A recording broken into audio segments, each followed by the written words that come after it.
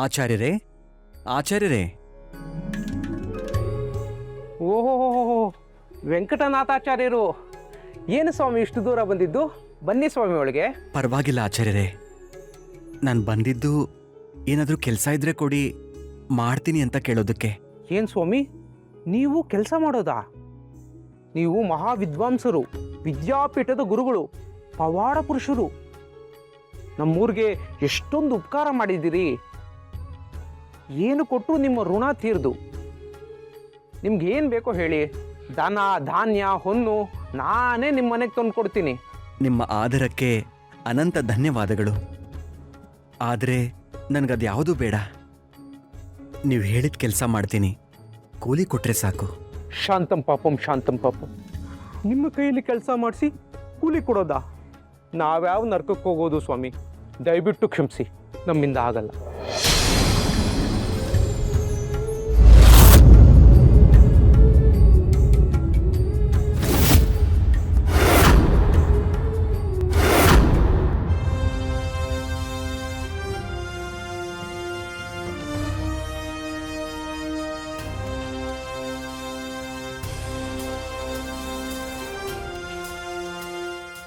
ಸಂತೋಷ ಆಚಾರ್ಯರೇ, ನಾನು ಬರ್ತೀನಿ.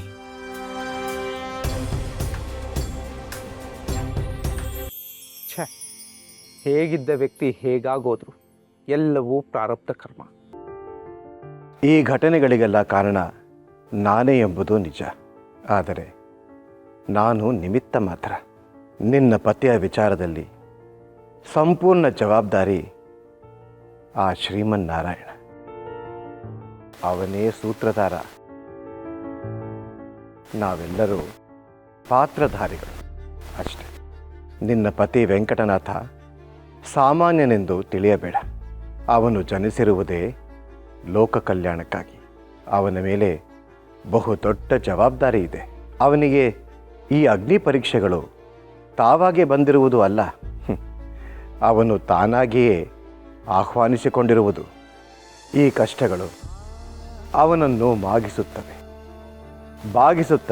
ಮುಂದೆ ಬೀಗುವಂತೆ ಮಾಡುತ್ತವೆ. ಅವನು ಅನುಭವಕ್ಕಾಗಿ ಆಹ್ವಾನಿಸಿಕೊಂಡ ಕಷ್ಟಗಳು ಮುಗಿಯುತ್ತಾ ಬಂದಿವೆ. ಚಿಂತಿಸಬೇಡ, ನಿನ್ನ ಮಗುವಿಗೆ ಏನೂ ಆಗುವುದಿಲ್ಲ. ನೀನೀಗ ಅವನಿಗೆ ಶ್ರೀಮಠಕ್ಕೆ ಹಿಂದಿರುಗೋಣ ಅಂತ ಹೇಳು. ಸುಧೀಂದ್ರ ತೀರ್ಥರು ನಿಮಗಾಗಿ ಕಾದಿದ್ದಾರೆ. ಅಲ್ಲಿಗೆ ಹೋದರೆ ನಿಮ್ಮ ಕಷ್ಟಗಳು ಕಳೆಯುತ್ತವೆ. ನಿಮಗೆ ಮಂಗಳವಾಗಲಿ.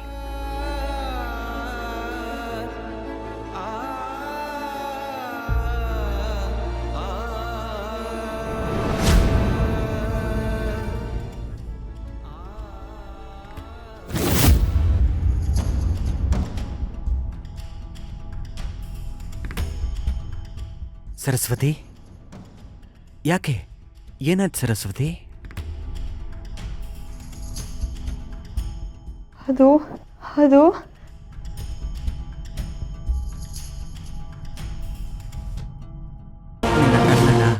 ನನಗೆ ಅರ್ಥ ಆಗುತ್ತೆ ಸರಸ್ವತಿ. ನಾವು ದೊಡ್ಡವರು ಉಪವಾಸ ಕಷ್ಟಗಳನ್ನು ಸಹಿಸ್ಕೋಬೋದು. ಆದರೆ ಮಗು ಲಕ್ಷ್ಮೀನಾರಾಯಣ ಹಸಿವು ನೀರಡಿಕೆಗಳನ್ನ ಹೇಗೆ ಸಹಿಸ್ಕೊಳ್ತಾನೆ? ಇದೇ ಅಲ್ವಾ ನಿನ್ನ ಚಿಂತೆ? ಅದೇನೋ ನಿಜ ಆದರೆ ಸರಸ್ವತಿ, ಎಲ್ಲವನ್ನೂ ಸಲಹುವ ಆ ಶ್ರೀಹರಿ ನಮ್ಮ ಮಗನನ್ನು ಕಾಪಾಡ್ತಾನೆ. ನಮೇ ಭಕ್ತಃ ಪ್ರಣಶ್ಯತಿ.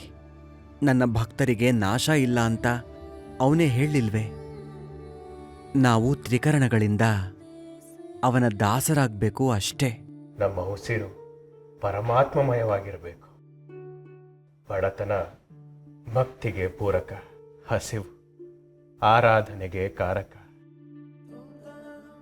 ಏನು ನಾನು ನಮ್ಮ ಮಗನ ವಿಚಾರವಾಗಿ ಬೆದರಿದ್ದಲ್ಲ, ನನಗೆ ಬಿದ್ದ ಕನಸಿನ ವಿಚಾರವಾಗಿ ಬೆಚ್ಚಿದ್ದು. ಏನು ಕನಸ? ಹೌದು. ಮೊದಲು ಮಗಳೇ ಸರಸ್ವತಿ ಅಂತ ಮೃದುವಾದ ಧ್ವನಿ ಕೇಳಿಸ್ತು. ನಾನು ಭಕ್ತಿಯಿಂದ ಕಣ್ತೆರೆದು ನೋಡಿದೆ. ಆಗ ಪೂಜ್ಯ ವಿಜಯೇಂದ್ರ ಗುರುಗಳು ಕಾಣಿಸ್ಕೊಂಡ್ರು. ನಾನು ಆನಂದದಿಂದ ಭಕ್ತಿಯಿಂದ ಕೈ ಮುಗ್ದೆ. ಗುರುಗಳೇ, ಈ ಬಡಪಾಯಿಗಳ ಮೇಲೆ ಇಷ್ಟೊಂದು ಉದಾಸೀನ ಯಾಕೆ ತೋರಿಸ್ತೀರಿ? ನಿಮ್ಮ ದರ್ಶನ ಆಗಿ ಎಷ್ಟು ವರ್ಷಗಳಾದವು ಅಂತ ಕೇಳಿದೆ. ಆಗ ಗುರುಗಳು, ನಾನು ನಿನ್ನಲ್ಲೇ ಇದ್ದೀನಿ ಕಂದ ಅಂತ ಹೇಳಿದ್ರು. ಯಾಕೆ ನಮಗೆ ಈ ಕಷ್ಟಗಳು ಅಂತ ಕೇಳಿದೆ. ಆಗ ಅವರು, ನಿಮ್ಮ ಅಗ್ನಿ ಪರೀಕ್ಷೆ ಕಾಲ ಮುಗೀತು, ನಿಮ್ಮ ಕಷ್ಟಗಳೆಲ್ಲ ಪರಿಹಾರ ಆಗುತ್ತೆ ಅಂತ ಹೇಳಿದ್ರು. ನಾಳೆಯೇ ಮಠಕ್ಕೆ ಕರೆ ಬರುತ್ತೆ, ನೀವು ಹೊರಡೋಕೆ ಸಿದ್ಧರಾಗಿ, ನಿಮಗೆ ಮಂಗಳವಾಗಲಿ ಅಂತ ಹರಿಸಿದ್ರು. ತಕ್ಷಣ ಎಚ್ಚರವಾಗೋಯ್ತು. ಏನು ಅಂದರೆ, ಗುರುಪಾದರ ಅಪ್ಪಣೆಯಂತೆ ಸುಧೀಂದ್ರ ತೀರ್ಥರ ಹತ್ರ ಹೋದರೆ ಎಲ್ಲವೂ ಶುಭವಾಗುತ್ತೆ ಅಂತ ನನ್ನ ನಂಬಿಕೆ. ಕುಂಭಕೋಣ ಮಠಕ್ಕೆ ಹೋಗೋಣವಾ ಅಂದರೆ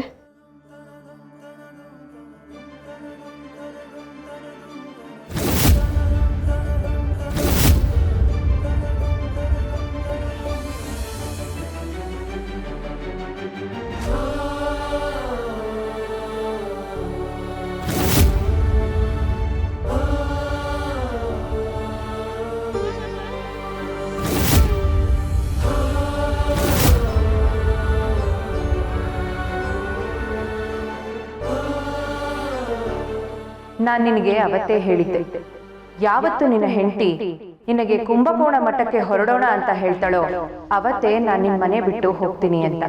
ನಾನಿನ್ನು ಹೊರಡ್ತೀನಿ.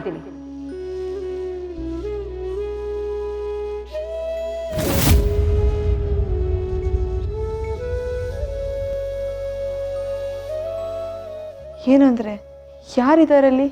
ಯಾರು ಕೈ ಮುಗಿತಿದ್ದೀರಿ? ನಮಗೆ ಕಷ್ಟಗಳನ್ನು ಕರುಣಿಸಿ ಪಾಠ ಹೇಳ್ಕೊಟ್ಟಂತ ಕರುಣಾಮಯಿಗೆ.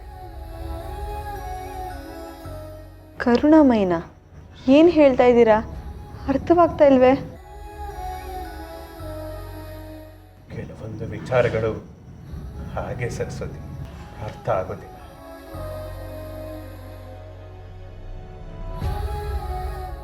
ಅಲ್ಲ, ನಾವು ಇಷ್ಟು ವರ್ಷಗಳು ಕಷ್ಟಪಟ್ವಿ, ಒಂದು ದಿವಸಕ್ಕೂ ನಿಮ್ಮ ಕಣ್ಣಲ್ಲಿ ನೀರು ನೋಡಲಿಲ್ಲ.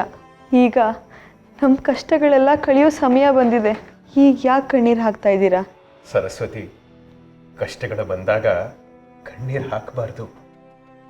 ಕಷ್ಟಗಳು ಕಳೆಯೋ ಸಮಯ ಬಂದಾಗ ಕಣ್ಣೀರಲ್ಲೇ ಕೃತಜ್ಞತೆಗಳನ್ನು ಸಲ್ಲಿಸಬೇಕು.